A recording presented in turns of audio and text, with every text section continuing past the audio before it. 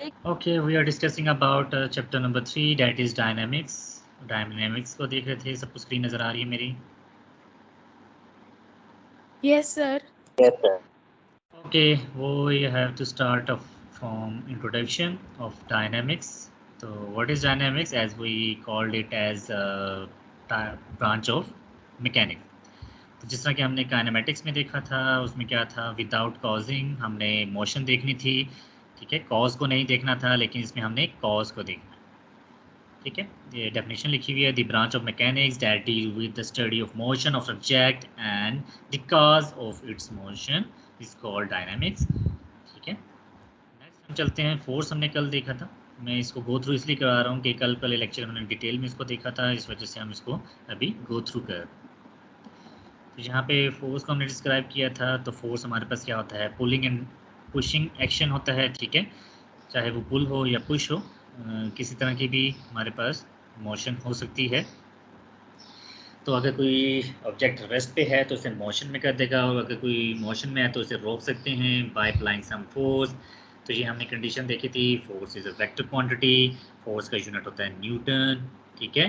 और एग्जांपल्स यहाँ पे दिए हैं, प्लेइंग विद फुटबॉल और पुलिंग अ कार, ईटीसी। कोई भी एग्जांपल आप पुट कर सकते हैं, ठीक है, पुशिंग सम कार्स, पुशिंग सम सोफा, ठीक है, any example you can put here. Any confusion? No, sir. Sir, force में No, ऐसी sir. यस यस, फोर्स में क्या?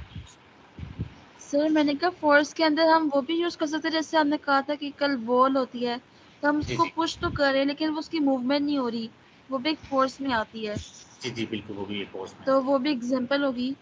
जी बिल्कुल। Okay sir sir. जी सर मैंने एक बस बात पूछनी थी, वैसे एक बात पूछनी थी। जी जी। ये एनिमेशन आपने खुद की थी इसकी, जो वो कार्ड था और नीचे फुटबॉल खेल रहे थे? नहीं,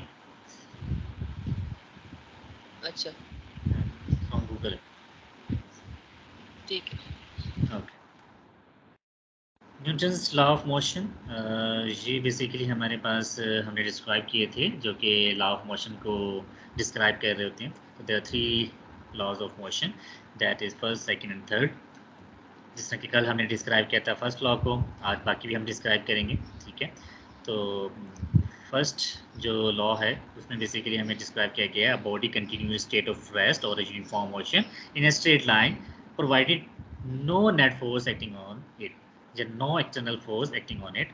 जिस तरह कि मैंने कल ही बताया था कि हमारे पास फर्स्ट लॉ में बताया गया था कि अगर कोई ऑब्जेक्ट रेस्ट पे है तो वो रेस्ट पे तब तक रहेगा जब तक कोई एक्सटर्नल फोर्स अप्लाई नहीं होगी, या फिर कोई ऑब्जेक्ट मूव कर रहा है तो वो मूव करता रहेगा जब तक उस पर कोई फोर्स अप्लाई नहीं होगी रोकने के लिए। जिस तरह कि आपको यहाँ पे फिगर्स में भी शो किया जा रहा है, एक को फुटबॉल रेस्ट पे है तो उसमें मैं किक करूँगा तब वो मूव करेगी, तो अनबैलेंस होगी, ठीक है। जब वो मूव कर गई तो रेस्ट पे थी, तो उसको हम फर्स्ट इक्वेशन नहीं कहेंगे, लेकिन जब वो रेस्ट पे थी तो वो फर्स्ट इक्वेशन थी। या अगर वो पहले से मूव कर रही थी और आगे मूव ही करती रही है तो उसे हम फर्स्ट मोशन कहेंगे, ओके सर। ठीक है। तो ओके इसमें सर। एग्जाम्पल के तौर पे यहाँ पे दिया गया है, that is continuous motion of a ball. ये जस्ट अ मिनट,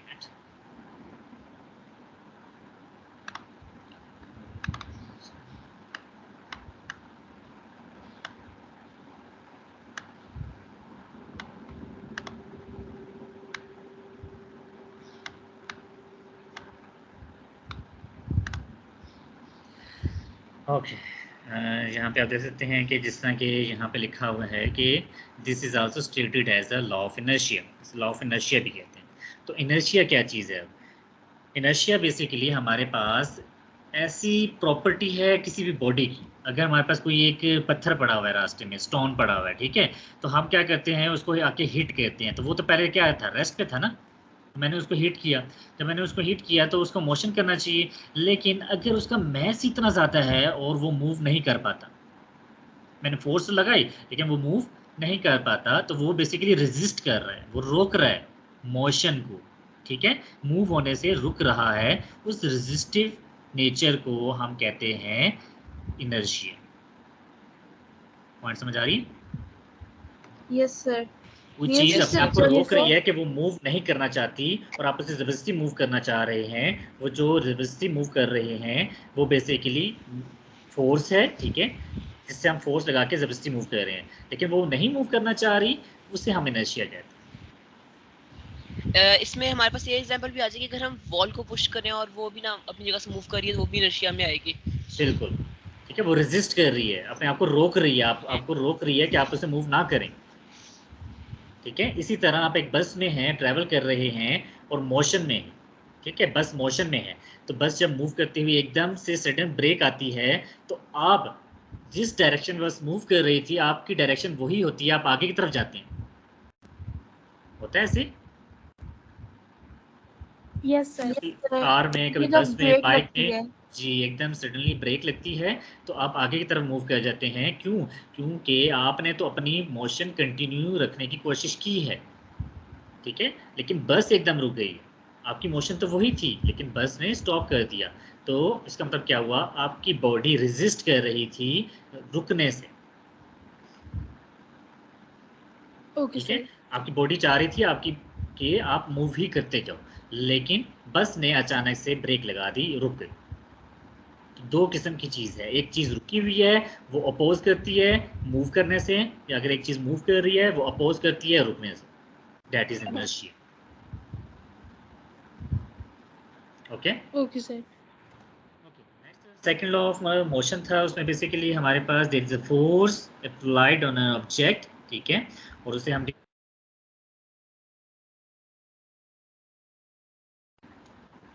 तो ऑब्वियसली बात है एक्सेलरेट करेगी, ठीक है, और उसकी डायरेक्शन क्या होगी? फोर्स की डायरेक्शन में। अगर मैं एक ऑब्जेक्ट को फोर्स इस तरफ सर लगा रहा हूँ तो एक्सेलरेशन की डायरेक्शन भी उसी फोर्स की डायरेक्शन में ही होगी। Yes please. सर दोबारा रिपीट करिएगा, आपकी आवाज़ बहुत कम आ रही है। जी, मेरी आवाज़ सबको कम आ रही है? यस।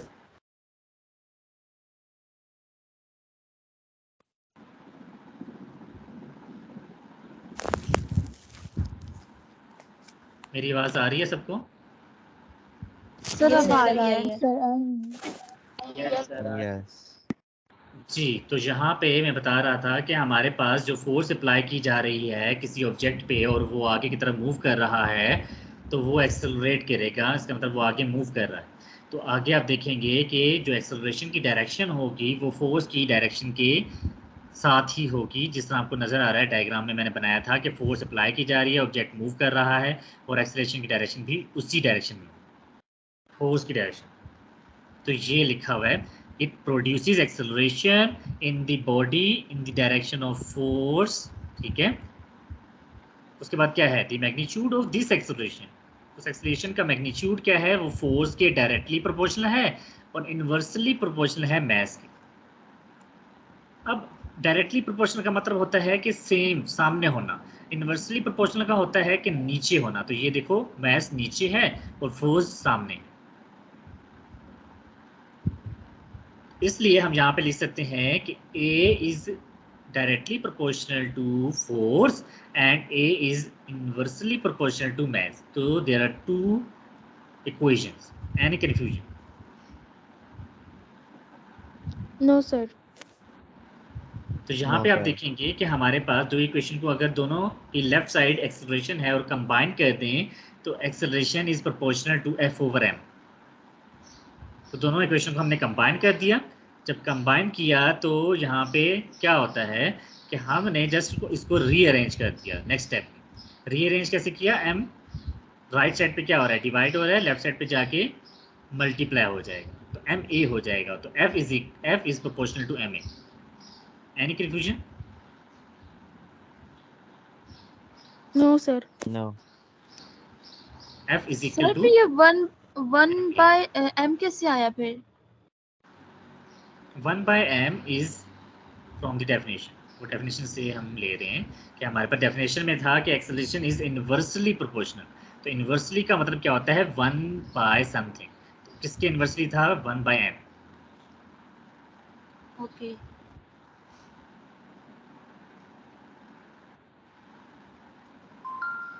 ठीक है, तो उनको कंबाइन करके हम नीचे वाली फोर्थ इक्वेशन तक पहुंच गए। तो कोई कंफ्यूजन है इस इक्वेशन में तो पूछ सकते हैं। No sir. ओके, साइन है, ठीक है, इस तरह का साइन है, इसको है तो बेसिकली हम क्या लगाते हैं उसकी जगह इक्वल साइन लगाते हैं, तो F is equal to MA, ठीक है। प्रोपोर्शनल साइन को हटा के इक्वल का साइन लगा दिया। जब इक्वल का साइन लगता है साथ में एक कांस्टेंट आता है जिसे हम कहते हैं K। ये रूल है कि प्रोपोर्शनलिटी साइन हटाने से इक्वल का साइन और साथ में एक कांस्टेंट, तो कांस्टेंट यहाँ पे K आ गया और इक्वल साइन हमने प्लेस कर दिया, तो K इज कांस्टेंट, ठीक है। और यहाँ पे K की वैल्यू क्या है 1, तो अगर इस इक्वेशन में 1 पुट करूंगा तो F is equal to 1 MA, तो 1 मल्टीप्लाई भी करें तो सेम वही इक्वेशन आती है, that is this one F is equal to MA। Any confusion?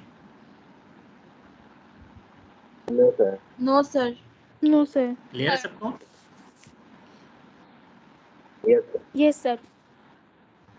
ठीक है, यहाँ तक तो हमने पहले उसकी डेफिनेशन देखी स्टार्टिंग में, फिर हमने एक्सप्लेनेशन मैथमेटिकल देखा, ठीक है। अब हम देखते हैं उसका यूनिट क्या होता है फोर्स का। तो फोर्स का यूनिट है 1 न्यूटन, न्यूटन इसका यूनिट है। 1 newton is a force that produces an acceleration of 1 metre per second square in a body of mass 1 kg, ठीक है। तो अगर मैंने फार्मूला देखा था F is equal to MA, तो यहाँ पे वो कह रहा है कि 1 kg उसका मास है और एक्सेलरेशन कितनी है 1 मीटर पर सेकंड स्क्वायर। तो अगर मैं इसको कंबाइन करूँ तो 1 मल्टीप्लाई 1 इक्वल टू 1 और kg metre per second square. इस कंबाइन को हम एक नाम देते हैं, दैट इज न्यूटन एन, ठीक है। ये एमसीक्यू में पूछा जा सकता है कि न्यूटन को किस तरह लिख सकते हैं, kg metre per second square. Any confusion? No sir. No. No sir. जी, किसी का कोई क्वेश्चन है तो पूछ सकते हैं। No sir. Okay, moving toward next topic, that is mass and weight. What is the difference between mass? जिस तरह कि आप रोज़मर्रा ज़िंदगी में देखते हैं कि आप अक्सर कहते हैं कि इतने किलोग्राम, मतलब कितने केजी की हमें चीनी देते हैं, इतनी हमें देते हैं। तो बेसिकली हम ये है कि वो बेसिकली मैस नहीं होता, वेट होता है। वेट क्यों होता है वो आपको डिस्क्राइब करना चाह रहे हैं हम, कि बेसिकली अगर कोई भी चीज़ आप मेजर कर रहे होते हैं, ठीक है, अगर वो हैंगिंग पोजीशन में है, जिस तरह ये आपको नज़र आ रहा है, ठीक है, जिस तरह ये आपको मेजर करते हुए नज़र आ रहा है कि एक ब्लॉक है उसको हैंग करके मेजर किया जा रहा है, तो वेट नीचे लग रहा है, तो ऊपर उसके क्या लग रहा है, स्प्रिंग के ऊपर टेंशन लग रही है। तो इसका मतलब क्या हुआ, जो वेट है वो टेंशन के इक्वल, ठीक है। तो ये वेट मेजर हो रहा है, उसका मैस मेजर नहीं हो रहा। तो ये छोटा सा डिफरेंस बताना चाह रहा था कि आपके पास वेट और मैस में क्या डिफरेंस है। वेट हमारे पास फोर्स है जो कि अर्थ की तरफ लग रही होती है, ठीक है। वेट इज अ फोर्स, लेकिन मैस फोर्स नहीं होता। मैस हमारे पास किलोग्राम में लिया जाता है, केजी में। अब यहाँ पे देखेंगे, the mass and the weight are consider similar quantity but it is not correct, ठीक है। There are two different quantities. Mass को आप देखें तो mass of the body is the quantity of matter possessed by body, ठीक है। वो किसी बॉडी का अपना ओरिजिनल क्वांटिटी में बताया जाता है, ठीक है। और it is a scalar quantity, vector नहीं है। और it does not change with place. आप किसी भी जगह पे चले जाएं तो मैस चेंज नहीं है, ठीक है। अगर 50 kg ही है तो चेंज होता है, तो वो मैस नहीं होगा, वो क्या होगा, वेट होगा, ठीक है। तो हाँ, वो चेंज क्यों होता है वो भी बताता हूँ आगे जाके।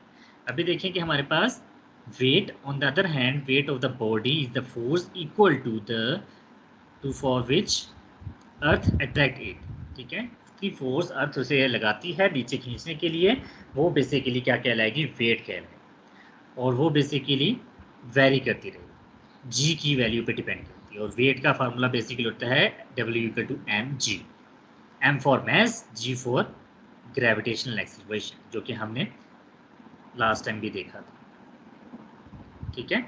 जी इज ग्रेविटेशनल एक्सेलरेशन, जो मैटर करता है। जिस तरह कि मैंने बताया था, अगर मैं ऊपर जाता हूँ तो जी की वैल्यू क्या होती है, रिड्यूस होती है, कम होती है। और अगर मैं नीचे आता हूँ तो हमारे पास जी की वैल्यू क्या होती है, बढ़ना स्टार्ट होती है। तो जी की वैल्यू जैसे जैसे चेंज होगी वेट की वैल्यू चेंज होती रहेगी, तो इसलिए हम कहते हैं प्लेस टू प्लेस डिफरेंट होता ओके सर। है। तो यहाँ पे आप देखेंगे कि मैस क्या था, स्केलर क्वांटिटी, और वेट क्या है, वेक्टर क्वांटिटी। तो वेट का ऐसा यूनिट क्या है, that is Newton. Sir force vector का, क्वांटिटी तो वो होती है जो साथ डायरेक्शन भी बताती है। जी वेट डायरेक्शन, क्योंकि फोर्स है ना वेट, तो फोर्स डायरेक्शन बताती है ना। Okay sir. हाँ, कोई अगर कंफ्यूजन है फोर्स कैसे डायरेक्शन बताती है वो भी पूछ।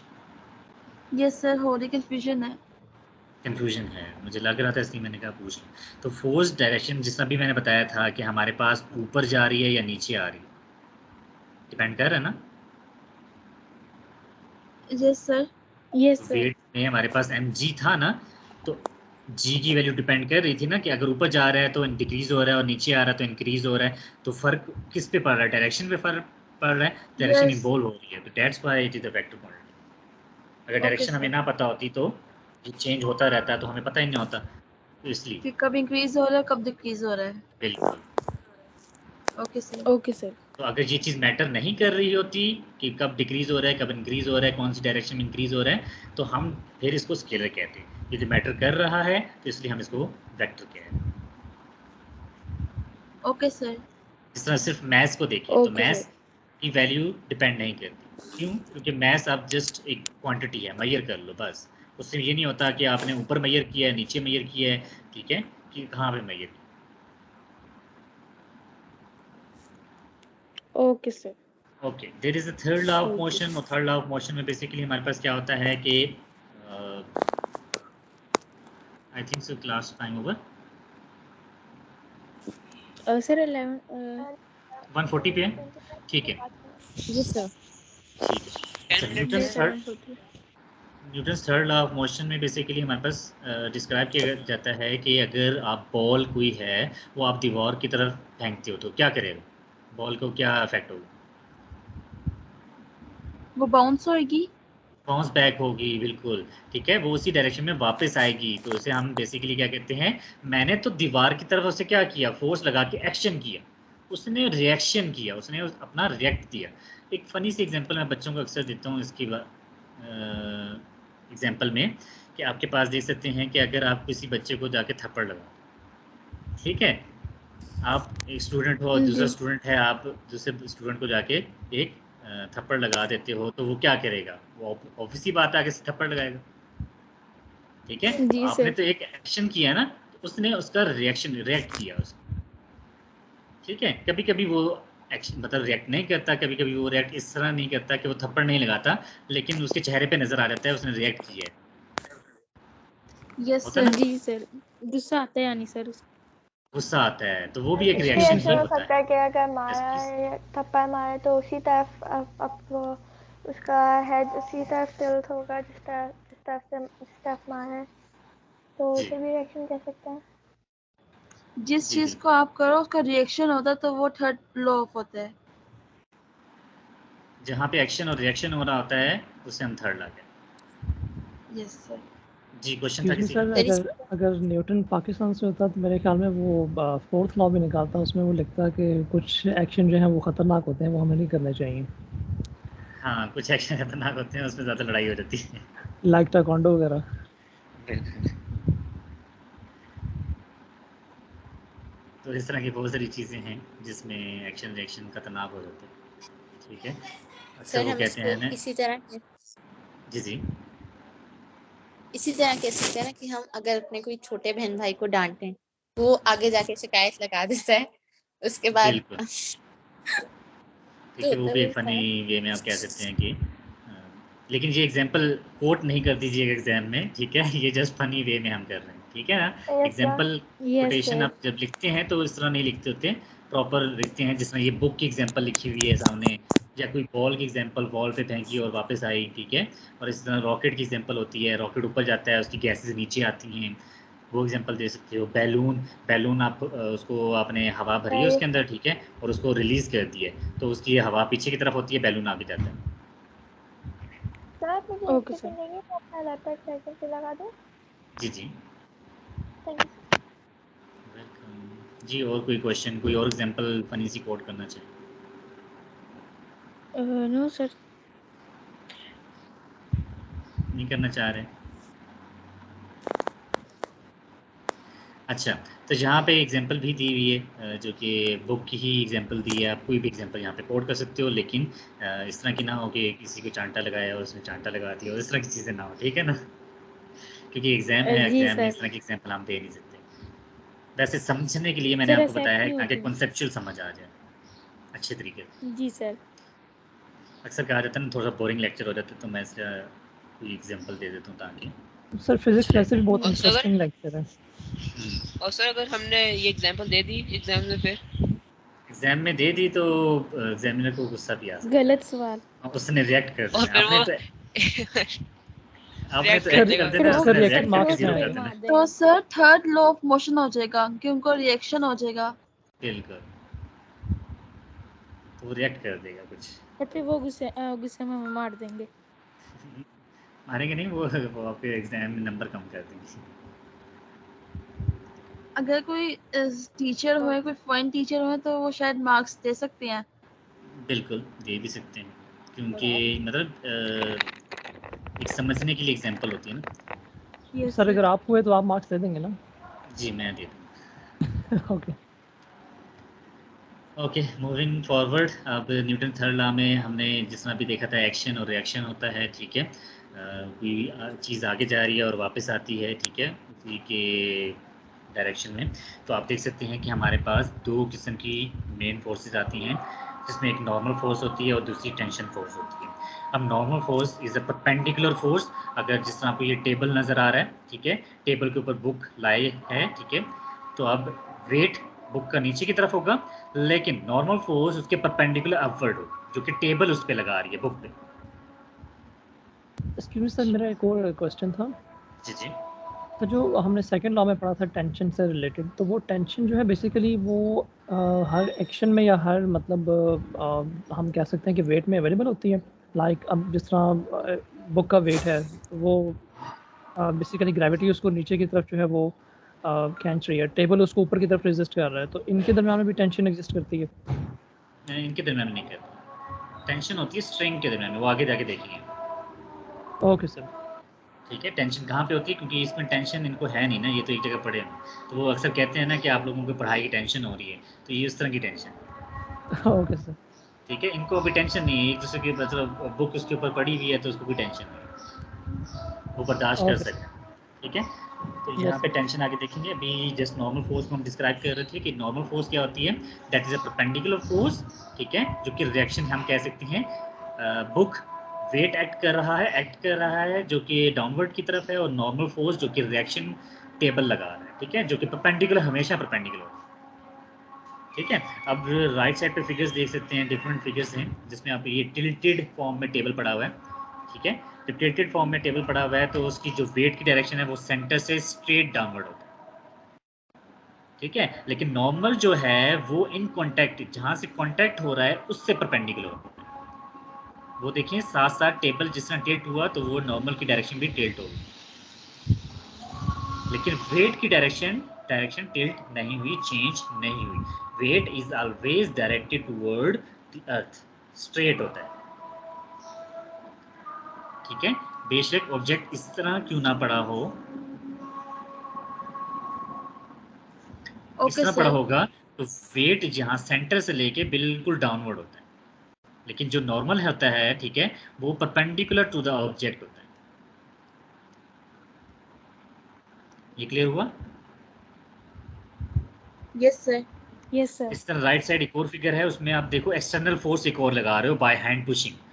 ठीक है, हैंड पुशिंग आप एक और एक्सटर्नल फोर्स लगा रहे हो और बुक नीचे की तरफ मूव, मतलब मूव तो नहीं कर रही, लेकिन फोर्स तो लग रही है ना।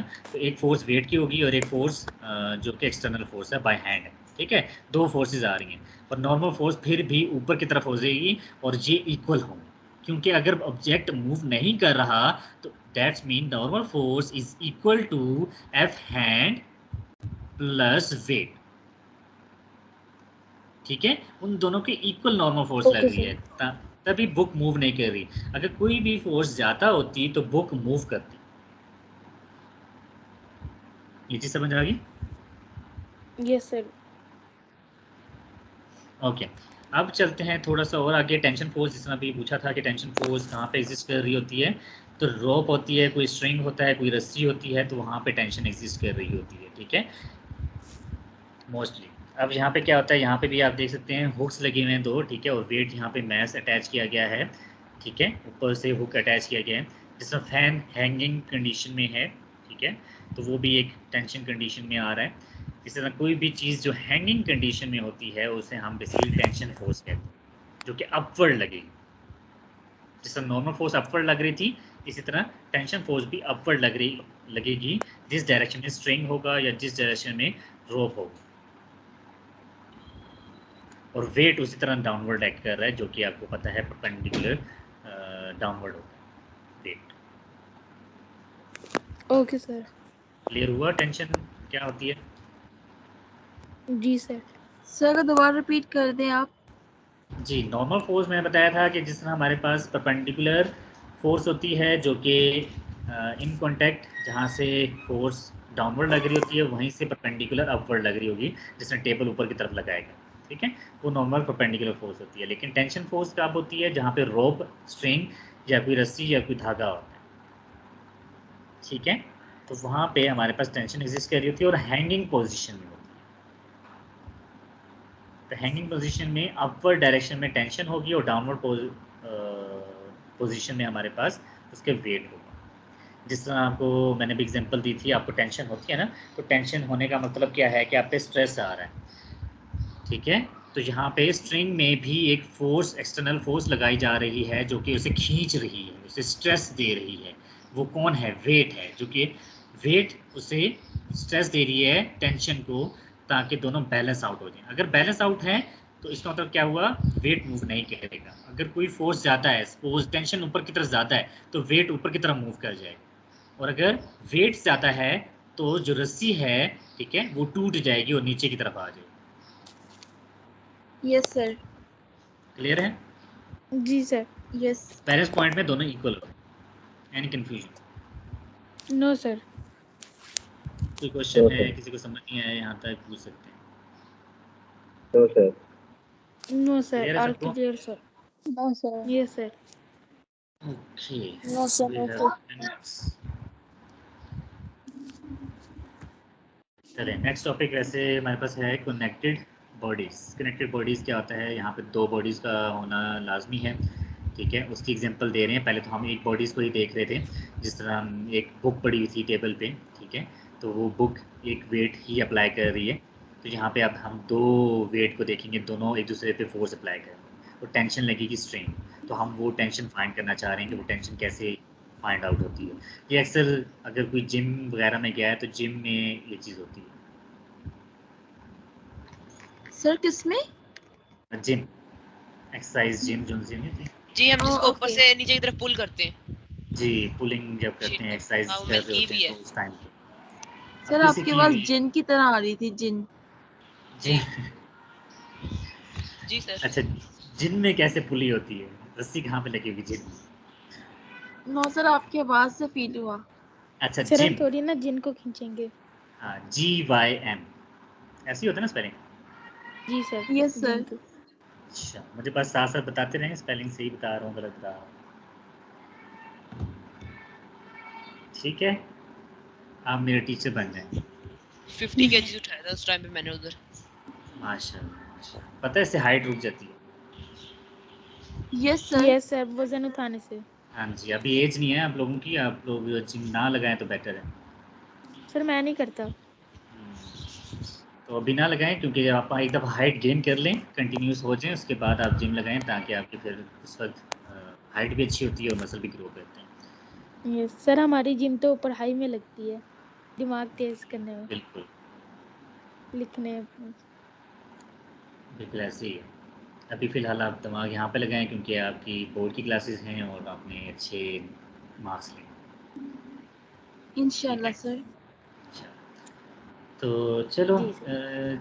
अभी है कि ये थोड़ा टॉपिक लेंथी है, मैं इसको नहीं कर सकता इस पर, ठीक है, क्योंकि इसकी डेरिवेशन है छोटी सी, ठीक है, मेरे लिए छोटी है लेकिन आप लोगों के लिए थोड़ी लेंथी होगी, तो वो समझाने में टाइम लगेगा, तो मैं ये चाह रहा था कि कल ही हम इसको डिस्कस करें, ठीक है। लेकिन वैसे ही बता रहा हूँ कि ये बेसिकली इसको एक्सप्लेन कर देता हूँ है क्या इस डायग्राम में। इसमें बेसिकली क्या हो रहा होता है कि हमारे पास दो किस्म के मैस हैं, ठीक है, एक M1 है और एक M2 है, ठीक है। M1 is bigger than M2 हम कह सकते हैं, ठीक है। तो ऑब्वियसली बात है M1 नीचे की तरफ मूव करेगा तो फोर्स नीचे ज़्यादा लग रही है और ऊपर टेंशन लग रही है स्ट्रिंग, जो कि अभी हम देखे हैं। तो दो किस्म के फोर्सेस हैं, एक F1 और एक F2, ठीक है। इसी तरह राइट साइड पे भी आप देखेंगे जो M2 है तो वो ऊपर की तरफ मूव कर रहा है लेकिन उसका वेट नीचे की तरफ मूव कर रहा है, उसमें भी दो फोर्सेस आ रही हैं, ठीक है, जिसमें टेंशन और उसका वेट। तो दोनों साइड पे हमारे पास सेम फोर्सेस लगेंगी, जितनी वो फोर्स नीचे लगाएगा M1 उतनी ही वो मैस 2 पे फोर्स ऊपर लगेगी, ऐसे ही होगा।